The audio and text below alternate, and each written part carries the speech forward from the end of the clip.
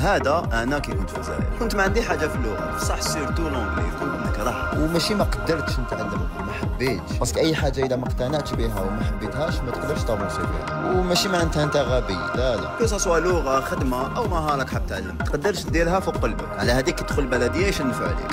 المهم مور ما خرجت من الجزائر صافي 8 سنين ابوبري، قعدت في اسبانيا 3 سنين ونص، وتما كان حبي الاول، عشقت في اسبانيا.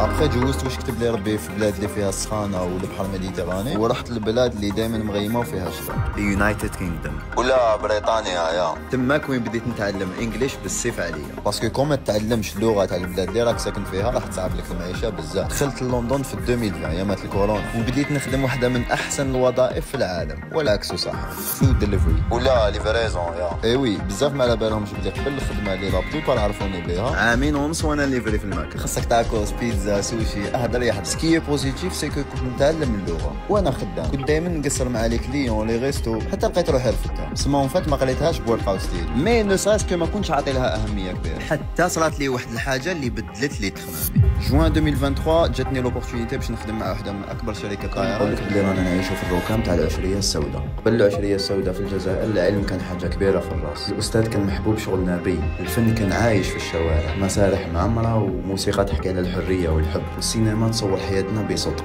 الناس كانوا يعرفوا يتعايشوا مع بعض، كلمه طيبه والسلام، ضحكه في الحومه، احترام للكبير ورحمه للصغير. كان عندنا فن الحياه بلا ما نحسوا. وش صرالنا؟ جاو المتطرفين وجابوا الخوف معاهم.